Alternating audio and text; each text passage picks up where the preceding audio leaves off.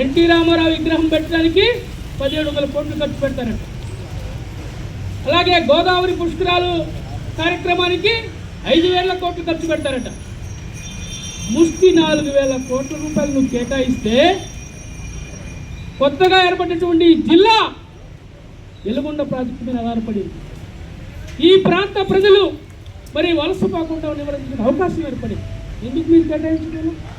ఏది మీ చిత్తశుద్ధి? ఎక్కడ మీ కూటమి? ఏం చేస్తూ ఉంది మీ కూటమి? దీనికి సమాధానం చెప్పాల్సిన అవసరం ఉంది.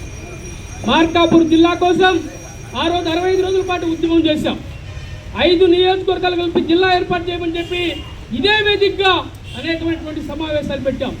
జిల్లా సాధించాం. తీరా ఏమైంది?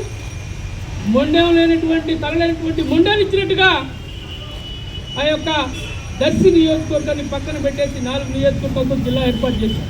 దీనివల్ల ఏమైనా ఉపయోగం ఉందా? పూర్తిగా వెనకబడినటువంటి ప్రాంతం ఇది. అడవులు, చెట్లు, చేమలు, నీరు లేనటువంటి ప్రాంతం.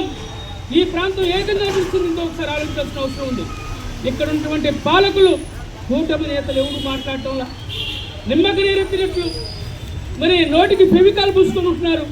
మాట్లాడితే చంద్రబాబుకి, లోకేష్కి దండాలు పెట్టుకుంటూ తిరుగుతున్నారు తప్ప ఈ ప్రాంత ప్రజల అభివృద్ధి గురించి మాట్లాడేటువంటి పరిస్థితులు లేవు. ఎందుకంటే దుర్మార్గం ఉందా? మంత్రి ప్రాపకం కోసం మరి దర్శి నియోజకవర్గాన్ని, ఎందుకంటే దర్శిలో దాదాపు 54,000 ఎకరాల ప్రభుత్వ భూములు ఉన్నాయి. మన దురదృష్టం రాష్ట్ర రాజధాని మార్కాపురం కావాల్సింది, దొరకొండ కావాల్సింది కాకుండా తీసుకెళ్లి 6 గాలం 3-4 పంటలు పడినటువంటి తీసుకెళ్లి ఆ ప్రాంతంలో పెట్టారు. సరే పెట్టారు, అయిపోయింది. మరి ఈ ప్రాంత అభివృద్ధికి మీరు ఏం చేస్తున్నారు? 54,000 ఎకరాల ప్రభుత్వ భూములు ఉన్నాయి. మీరు ఎందుకు నిర్లక్ష్యం చేస్తూ ఉన్నారు? ఆ ప్రాంతంలో ప్రాజెక్టులు పెడతా ఉన్నారు. ఏ రోడ్ల ఉంది, రైల్వే ట్రాక్ ఉంది.